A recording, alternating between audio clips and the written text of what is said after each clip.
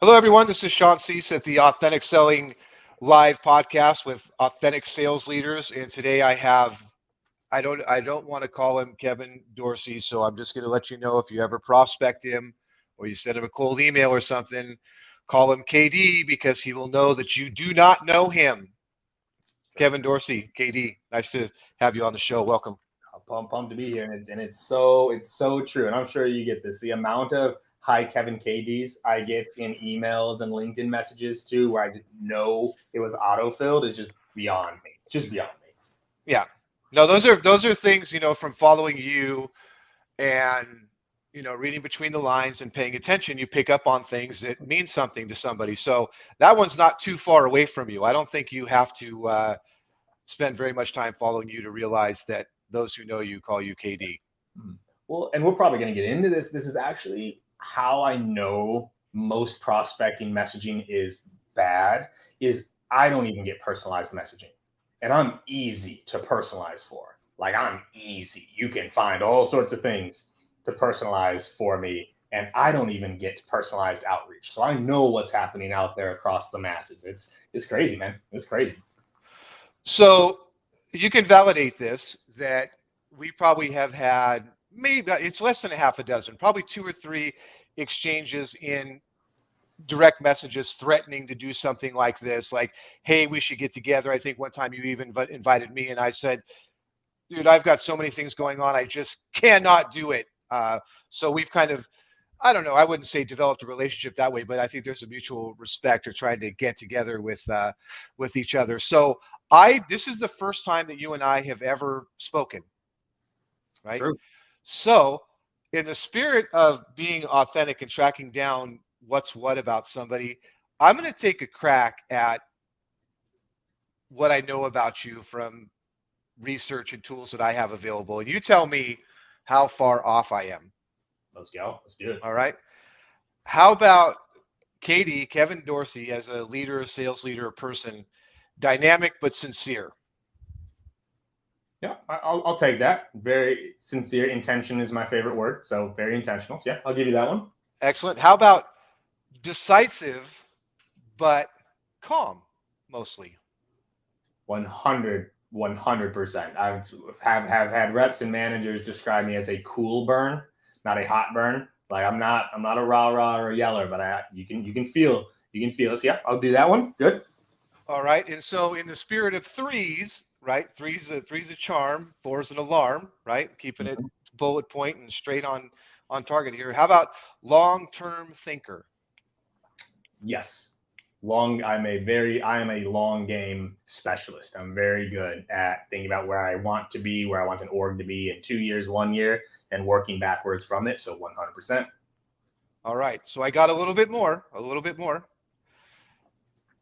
Reading, you could read between the lines and see beyond the words that are being said. Those kind of things kind of come naturally to you at this point. Yes. One of the most frequently used acronyms across my leadership team is WWKDA. which means, what would KD ask? What would KD ask? Yeah. So very often you bring something to me, I don't take it as face value. I don't take it as it is what it is. I'm going another layer or two deeper. So yeah, this is fun. I'm getting to learn about myself with myself right now. This is interesting.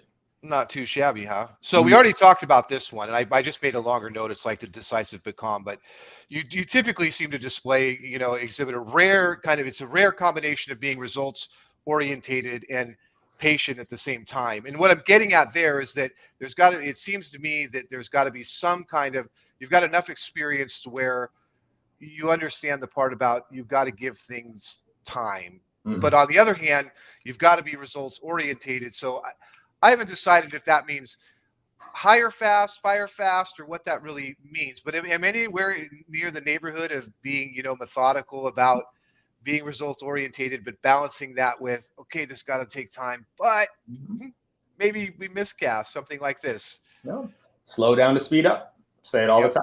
Like the old Tony Robbins quote, right? Of like, we overestimate what we can do in 1 and underestimate what we can do in 3. Yeah. Like what we think we can do in 1 month versus 3 months, 1 year versus 3 years. And we get that wrong all the time. So no, very, Very much so. Even both my last 2 jobs. Do you want me to build it fast? Do you want me to build it right? Yeah. 2 ways I can do it. Actually, yep. And actually, I'm going to get to a question about one of your previous roles because there's something that stuck out in the back of my head that you said, and this is just the things that stick with me. But we'll get there. I think that in my notes here that it was probably in the, I want to say, the Service Titan era, but we'll get back to that. Yeah. And then you can confirm whether or not I'm crazy or if there's something wrong with my memory or if I got it wrong, because I'm pulling that one straight from memory. So here's the kind of the one other thing that I was thinking was always professional in your approach, but have an ability to weigh multiple perspectives together. In other words, like duality, like being able to say, okay, well, that doesn't really align with my experience or whatever, but I'm willing. I got to think about it. I got to take a look at it. I got to at least chew on it and give it its due. Kind of. That's the Yeah. only one until the very last point. That is actually where I think I'm very still decisive. So it's not necessarily having to take time to do so, but I am very good at flipping my persona, right? In the moment. If I was a rep, if I was a prospect, if I was a seller, if I was in that moment to be decisive, I don't take a lot of time to make decisions, right? I make the decisions quickly so that I can spend more time doing the thing around it to figure it out. So that one for the duality, 100%, 100%. Yeah. The mull it over, not quite as much. So no problem having a couple of different ideas in head, but you're gonna get to it. You're gonna decide. I guess that sounds like bias for action, right? Let's do something. Let's test it. Let's do something. It's actually I say it's a strength, but it's also something I realize is a flaw, like my bias towards action. And I have what's called a usability bias. I mean, if I can't see how I'm going to use this information, I get very frustrated. I get impatient, right? Like usability is my bias. And so that's where like meetings or things like that frustrate me if I'm like, look, we're not doing anything here. So I can't use this information. So it's a filter that I see the world through that is good in some places, but also bad in other places. If I'm always looking for usability, I can miss things. I can miss an understanding of some sort. Yeah. You said something that makes me want to ask a question that's relative to the work from home revolution, since COVID and blah, blah, blah. Have you, in about meetings specifically, because it sounded like you said, hey, if there's no reason to have a meeting, let's scratch it. Let's get rid of it. And that made me think, since COVID or so on, have you seen that meetings have gotten out of control, or do you still continue to run it how you used to and say, forget it, we're not even going to do this. I have a moratorium on my calendar. Don't use it for meetings. How do you deal with that? Or have you seen an uptick in that, or has it gotten out of hand, or how have you dealt with it? So I believe for a lot of companies, it has gotten out of hand.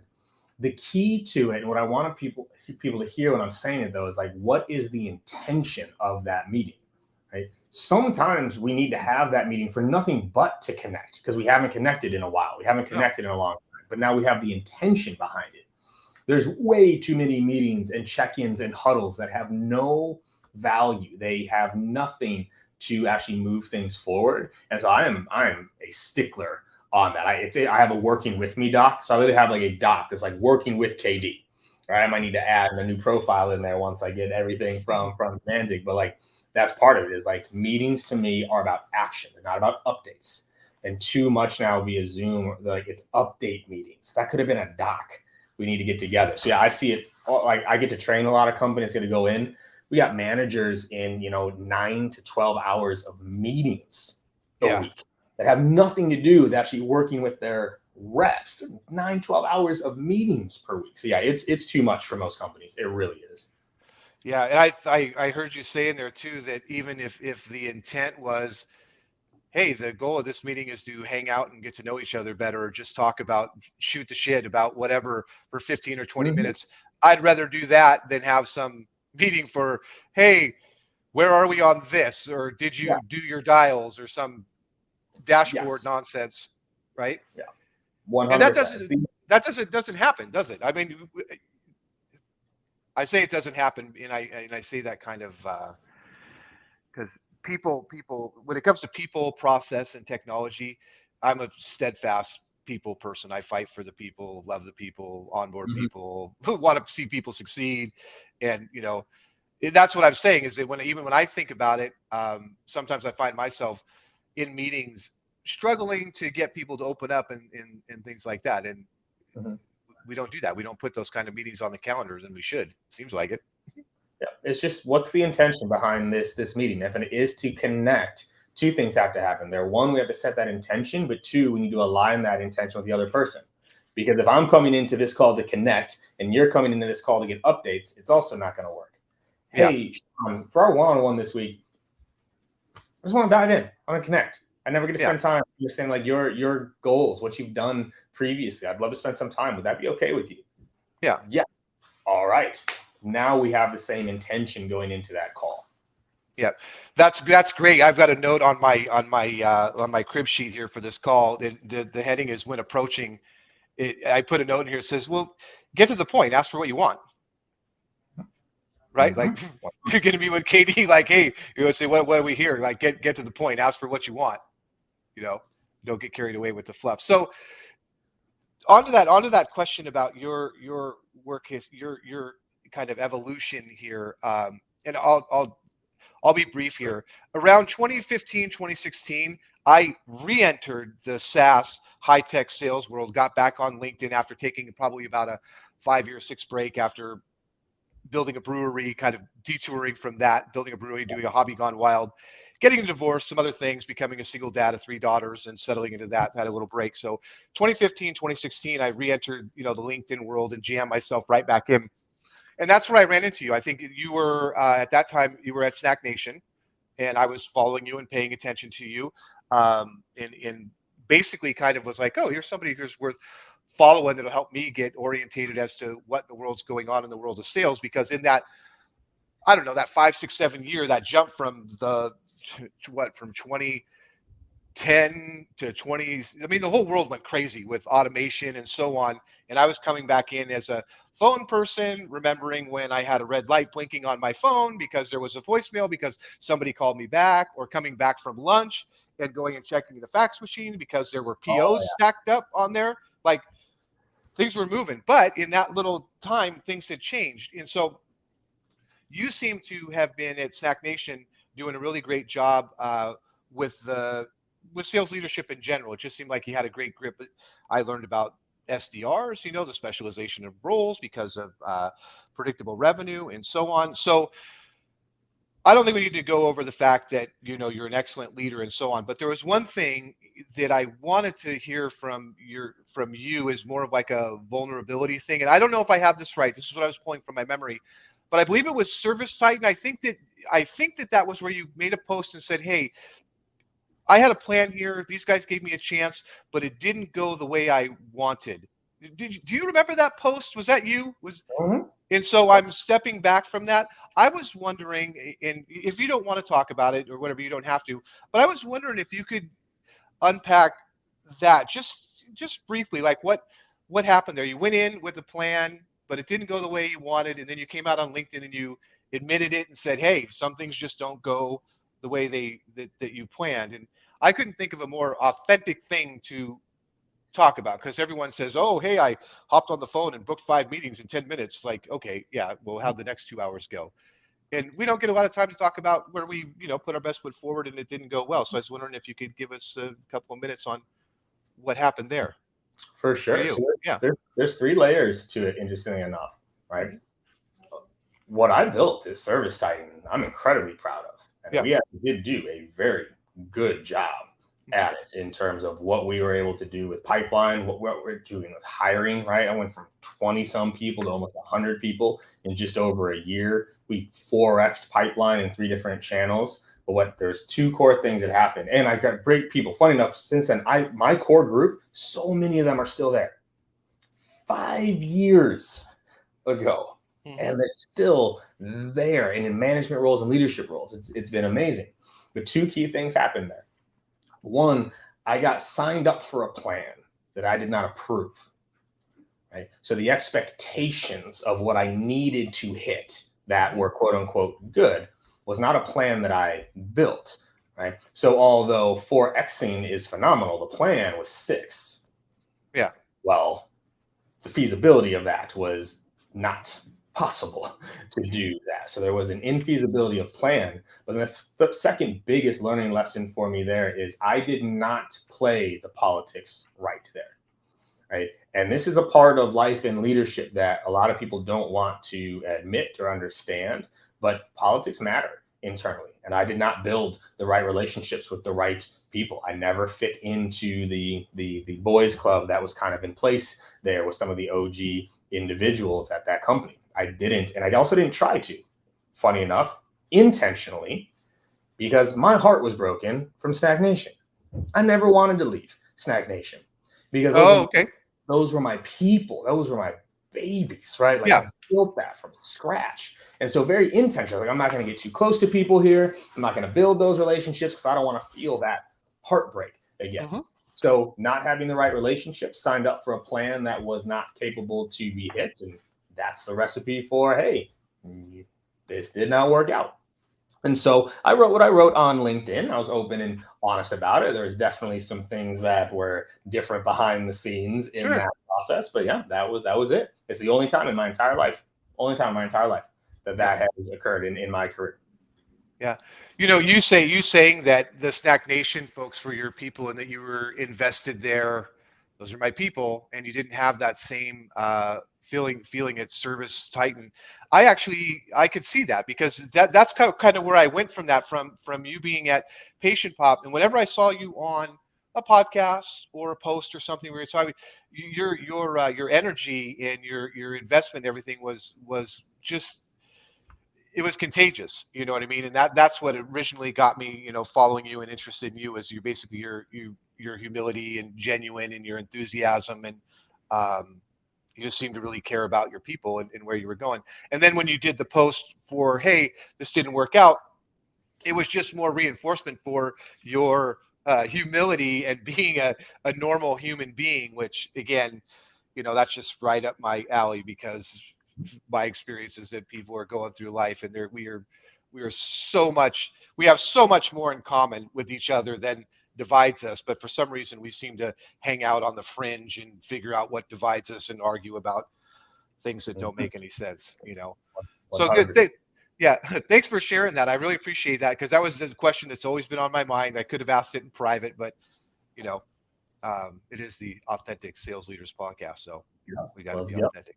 So moving forward, it looks like I know you actually jumped in for Justin Welch there and had a really great run at Patient Pop, and then we all ran into COVID, pretty much, right? Yeah. And so what's happening now? I mean, it looks like I was looking at doing my little bit of research, and a handful of advisory roles, which I think a lot of us are doing now, which is trying to help promote other brands and maybe taking a little bit of equity and things like this to help out people promote on the social side where we can. But you're in a new role now. Is that it's been a full-time role for the last half a year or so, or maybe longer? Yep. So stepped down from Patient Pop after 3.5 years. I just needed a bit of a break. I'd been sprinting for a while and did like the consulting. So I worked with Winning by Design and did a lot of consulting and training on my own for a year. And it was great. It's what I needed. It's what I wanted. But like I'm a leader and I'm a builder, man. That's what I do. And so I knew the itch was going to come back. And, it did right around a year or so being out, and then step back into a leadership role now at Bench, based out of Vancouver. And so, get to build again. Because like when you're consulting, it's fun. The flexibility is great. The money is great. But I missed the impact. Or the analogy that I give people is like when you're consulting, you get to see the light bulb moments. When you're leading, you get to watch someone light up the room.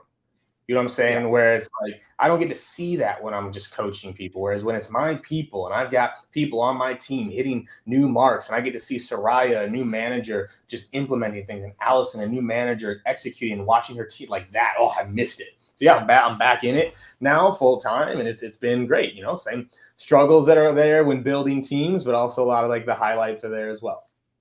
Are you spending most of your time recruiting and building the team? Or are you actively selling, carrying a little bit of a bag, or what's it look like? So mostly it's actually around process creation right now. So like getting in the right systems, getting in the right process. Like we're not doing a ton of hiring right now. I'm trying to get the foundation in place so I can, because I don't want to hire on top of a shaky foundation. I don't want to throw more people where there's not process in place, right? Like one of my core beliefs, right, is you lead people, you manage processes. If you don't have processes, then you got to manage people, and people are unmanageable. You can't manage people. We can really manage ourselves. So that's where a lot of my time is going right now, on skill development, on process creation, on documentation of the best practices, so that as we hire, we are doing things the right way. So I got a question for you in there about that, because I noticed that you continue, even recently in most of your recent posts, you continue to hammer on the basics, and I think you said it pretty clearly in there that you can manage a process, but you can't really manage people, or maybe you said it that way, but can you unpack that a little bit? Because like I said, I see you post a lot about, fundamentals like activity metrics and things like this, like working it backwards, from, if you're not revenue goals and pipeline and meetings and so on, that it goes back to these fundamentals. So could you talk a little bit about that, from your I was thinking like hiring process, or how you pick people and decide if they fit into the process and that sort of thing.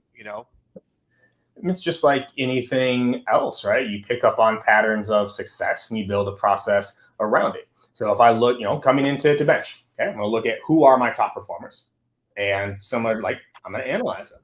What characteristics do they have that I believe are contributing to their success? Once I identify those characteristics, I'm able to build a hiring process that filters out people that do not have those characteristics. Then I'm listening to their calls. What are they doing differently on their calls that is leading to the higher conversion rate, or the higher pipeline generation, or the higher activity? I identify that. I can create a process around it, right? Like the process, right? So it's the 4 Ds: defined, documented, demonstrated, deliberately practiced. And that can be done for borderline anything in life, and definitely in revenue leadership. Okay? What does a good call sound like? I can define it, I can document it, I can demonstrate it, I can deliberately practice it. Hiring, same idea. I have to define the characteristics. Culture, define the culture. I just did this with my team 3 weeks ago. We did a culture exercise of defining our culture. We have to define it. What does it mean? What are the behaviors that we want to represent and have? Then we got to document it, put it down on paper, right? Then we got to demonstrate it. What does good look like? What's the wiggle? WGLL, wiggle. What does good look like? And then deliberately practice. That's how you manage a process, and then you lead people through it. Lead people. This is me taking notes like it's a coaching session. Even though I'm recording it, I can go back to all this stuff. In your ramp time, and I always think of bringing on employees that there's these the stages, of onboarding. Like I think of training as the transfer of knowledge, and then coaching as the development of that knowledge to high performance.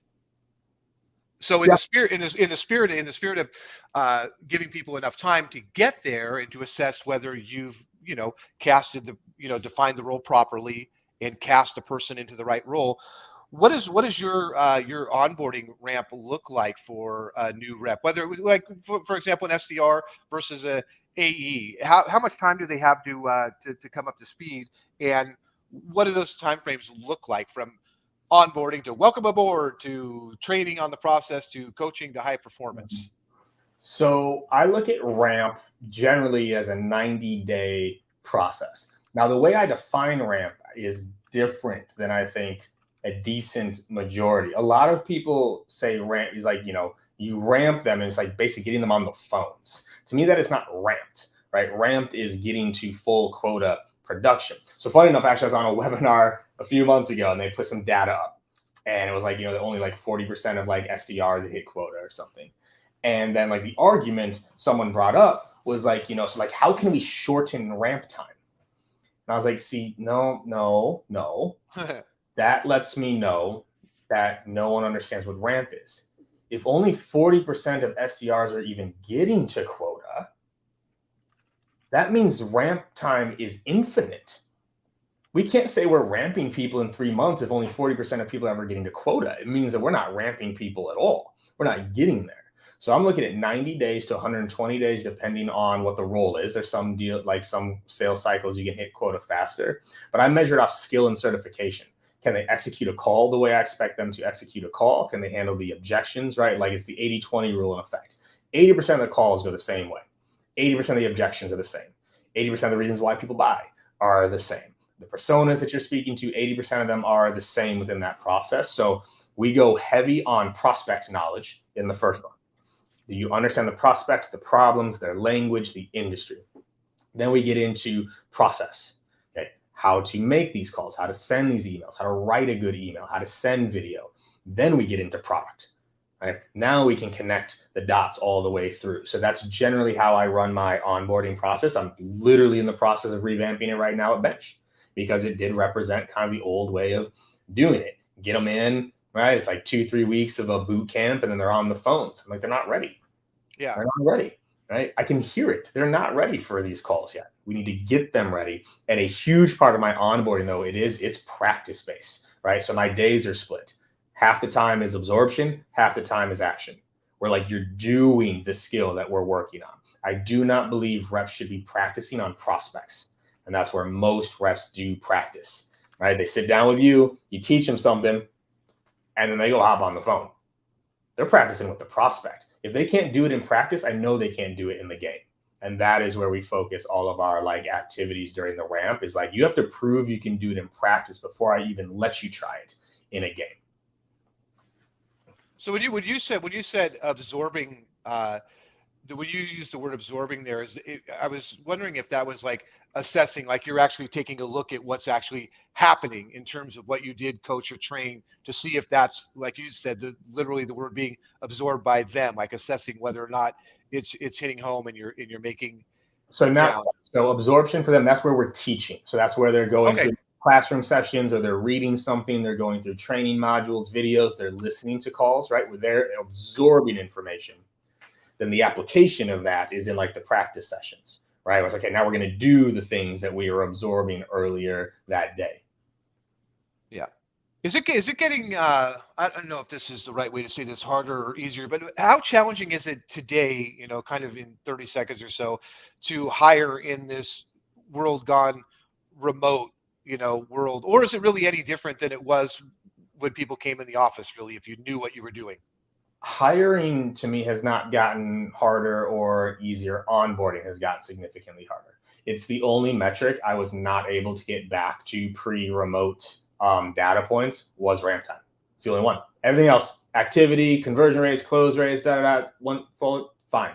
Ramp time. Ramp time has been longer fully remote than in office. And I've done all the things. Like, I've invested in this heavily, and that ramp time has gone up from 2.5, 3 months to 4.5 months. Really, you don't get the tribal learning, you don't get the tap on the shoulder, you're not hearing it, you're not absorbing it every single day. You're sitting in your bedroom making calls by yourself and getting Slack updates. Ramp time onboarding's been significantly harder remote in office. Like, if I had my perfect scenario, I'd fly in all new employees for either their first 90 days or a week, a month for their first like 120 days, so they could be around it more. So it sounds like, and I think that you said something there that I would agree with 100%, because growing up in sales and being always around people that were way better than I was at sales, the naturals, the people you're like, what is with this guy? He falls ass backwards into whatever. But it's the probably a million micro habits, right? They actually know what they're doing. I've learned a lot of stuff I've learned by listening over the cubicle, right? Like, just quietly, like, and then pretending like, no, maybe it's my idea, I'm smart too, And that's what you're saying. You don't get that, right? You don't get that. Group think is real. Group culture is real. When you're around it, it elevates you. When you're by yourself, we are not isolation creatures. We're not. We are tribal creatures. And our tribe used to be in the office. Now our tribe is outside of the office, and we can have great friends and support team, but they're not doing the same thing that you are doing. They are not going through the same struggles and everything else. So yeah, that's the hardest. That's been the hardest by far. Culture is much more challenging. Onboarding is more challenging fully remote. Yep. Well, you told me that you would be happy to give me 30 minutes, and I used that up. So I want to thank you very much for your time today. And if you want to share one last bit of info, I would ask you a question that probably would take longer than 30 seconds. But from now until the end of the year, what should sales reps be focusing on? Is it personalization? Is it AI? Is it pick up the phone? So I would say it's understanding your prospect. The more you understand their language and their problems, the better your personalization will be, the better your prompts will be for AI, the better your calls will be. That is the focus. Most reps still do not understand their prospects day to day, their problems and the language that they use. That would be my parting piece. Perfect. Well, thank you very much. I'm going to share with you the information, what I use to gather up the information in a minute about you at the beginning of the call, so that you and I can talk a little bit more about Humantic AI and share it with the world. Thanks a lot, Katie. I appreciate it. Thanks for having me, man. Cheers.